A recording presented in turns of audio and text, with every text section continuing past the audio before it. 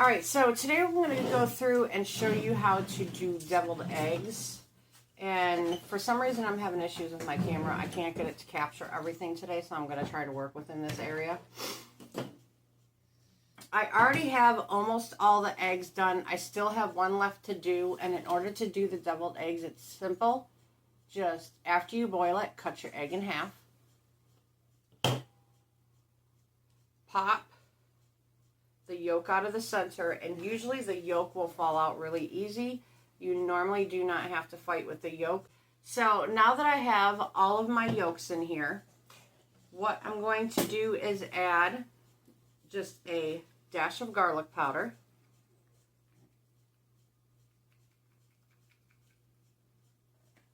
Oh, my garlic powder seems to be stuck. It is starting to get, yes, it's very stuck. It's starting to get warm, and I forgot to put rice inside my new seasoning shakers, so I'm going to have to go ahead and add a little bit of rice. But we add our garlic powder and just a couple shakes of pepper. You do not need a lot of pepper. You don't need a lot of garlic powder. You just want a little bit of both. And then go ahead with your fork and mash it.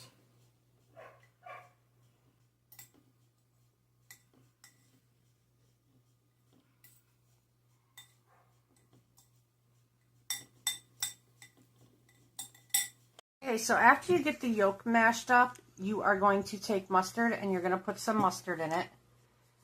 And sorry about the fly. For some reason we have one fly and it is driving me crazy and I cannot seem to figure out how to kill it yet because it's a little, yeah. So anyways, and again, this is going to be a reoccurring thing on my channel, and you will probably hear me saying this more and more if you watch my channel. It is to taste. And what I mean by to taste is you don't want the taste of something to be, especially if it's for more than just your family, you don't want the taste of one particular item to be overpowering. So normally what this recipe would call for would be about 1 or 2 tablespoons of mustard, depending on how many eggs you're making. I would say for a dozen eggs, you want about 1 teaspoon of mustard. In our house, we like a little heavier of mustard, so we add extra because we like the more mustardy taste. And then this, we are going to take,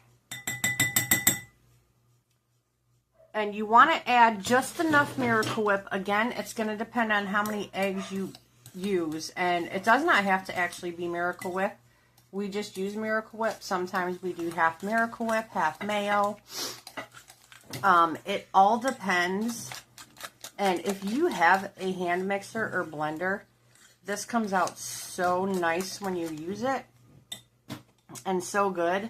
But right now, I do not have one to use because I only have a very big stand mixer. A KitchenAid one that I had got on sale, and I do not plan on pulling out a KitchenAid mixture for this. So, but by hand works too, and there's nothing wrong with it. It'll just be a little lumpier. So after you get about this consistency, you want it where it sticks together really good and it's still moist. You don't want it overly dry. And then what I normally end up doing is, alright, I will grab my big spoon, or even a teaspoon or something, and there's 2 ways of doing this, and I kind of like this way just because I get to get it in each one a little bit easier.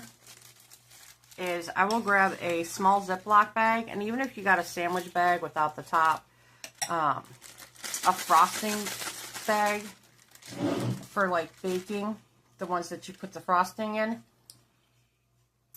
Piping bag, that's what I'm thinking of, piping bag. Piping bags actually work really good for this too. And if you do not have a piping bag, you just simply take a spoon and slap it on there. So I'm going to go through and I'm going to fill all of these, and then I will come back and show you how I finish them up. There we go. This is the one that we had filled by spoon. These are the ones that we're filling by Ziploc bag. And you do normally have extra because you're adding the Miracle Whip and the mustard and everything to it. So what I normally do, and there's a couple options for this, when you make a macaroni salad, there's a macaroni egg salad you can make. You can add that mixture to it. In our house, I have a husband who just likes eating that mixture as is.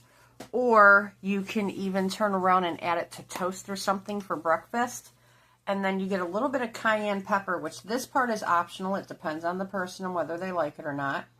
And you can sprinkle a little cayenne pepper on them, which I like the taste of it and the flavor. But if you don't, you can even garnish it with something like spring onions. And this last part is all depending on how you want to do it. But this is how we go through and make our deviled eggs. If you have any questions, comments, please like, subscribe. So yeah, this is our finished product. And again, they are really good and they are so amazing. And again, this is your end product you get and they taste so good.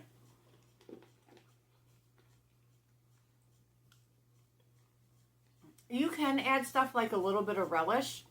Some people also add relish into the mixture for the eggs and stuff like that. Sweet relish, dill relish. So again, it is all depending on how you like it and how you want to eat them. But that's it for now. So till later, thank you for joining and bye.